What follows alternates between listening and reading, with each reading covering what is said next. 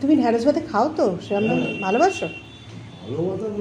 যাই হোক, আজ ভাত দিয়েছিলাম আর দেখো ইয়ে করেছি, এই আলুর দম করলাম কষা কষা রুটি দিয়ে। আর তোমার ডিমের অমলেট করলাম না, ডিম সেদ্ধ দিয়ে দিচ্ছে। হ্যাঁ, টিফিনটা গুছিয়ে দিলাম। আলু ভাজা আছে, তুমি আলু ভাজা ভালোবাসো বলে সকালবেলা আলু ভাজা করে দিলাম। টিফিনে তো আজকে রুটি দিলাম আর এই যে তরকারি, আর ডিমটা সেদ্ধ দিয়ে দিচ্ছে। রোজ রোজ সবজি খেতে আর ভালো লাগে না। রোজ যে কী ঘুরিয়ে ফিরিয়ে রান্না করি কিছুতে যেন মাথায় আসতে চায় না। তাও দেখো এটা ওটা করার চেষ্টা করি। তো ভাবলাম আজকে আর কোনো সবজি দিয়ে জলখাবারের তরকারি করব না, আজকে বরঞ্চ একটু কষা কষা আলুর দম করি। তো কষা আলুর দম করবো বলে রুটি দিয়ে খাবার জন্য টমেটোটাও কেটে নিলাম, আর জিরে, তেজপাতা, শুকনো লঙ্কা ফোড়ন দিয়ে, টমেটো দিয়ে, আদা, ধনে গুঁড়ো, জিরে গুঁড়ো, যে বেসিক মশলাগুলো হয় সেগুলো দিয়ে আজকে একটু আলুর দম করলাম। আর অনেকটা ঢ্যাঁড়স থেকে গেছিলো, তো শাশুড়ি মাকে বললাম, মা ঢ্যাঁড়স ভাতে দিন, ঢ্যাঁড়স ভাতেটা খেতে আমাদের খারাপ লাগে না, আমরা খাই। তো আজকে সেই জন্য ঢ্যাঁড়স ভাতে দিয়ে দিলাম। তো ভাবছিলাম কি জানি বর খাবে নাকি, তো বললো না, ও বললো ঢ্যাঁড়স ভাতে ওরও খারাপ লাগে না। নাম যাকে, তাহলে সবাই খেলে ভালোই হয়।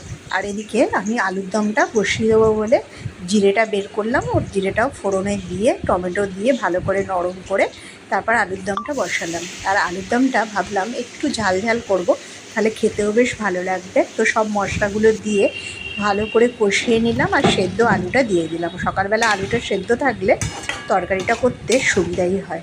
তো দেখো একদম কষা কষা করবো আলুর দমটা। আর একটু রসুন দিয়েছিলাম, পেঁয়াজ দিইনি। এদিকে আমার ঢ্যাঁড়সটাও সেদ্ধ হয়ে গেছে, একটু নুন তেল দিয়ে ঢ্যাঁড়স ভাতেটা মেখে নেবো। তবে ঢ্যাঁড়সের মধ্যে আবার অনেক সময় পোকা থাকে, সেটা একটু দেখে নিলাম। আর আলুর দমের মধ্যে একটু ঘি দিলাম, আর গরম মশলাটা আমি গুঁড়ো করে দিয়ে দিলাম। আর এদিকে দেখো শাশুড়ি মা তো রুটি বেলে দিচ্ছে, রুটিগুলো আমি এক এক করে সেঁকে নিলাম।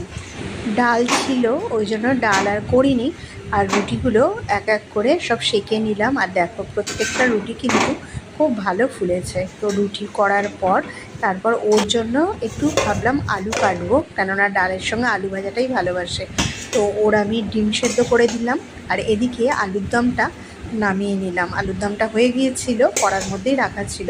তো তারপর আলুর দমটা নামিয়ে তারপর একটু আলু কেটে নিলাম, ও ডালের সঙ্গে খাবে বলে। একটু আলু ভাজা খেতে ভালোবাসো বলে আমি ডালের সঙ্গে বেশিরভাগ দিন ওকে আলুটাই আমি ভেজে দিই। তো আলুগুলো কেটে ওর মতোই আমি একটু আলু ভেজে দিলাম। আর ডিমটা সেদ্ধ হয়ে গেছে, এদিকে ওর আলুটাও ভাজা হচ্ছে। তো দেখো মোটামুটি সকালের আমার রান্না হয়ে গেল।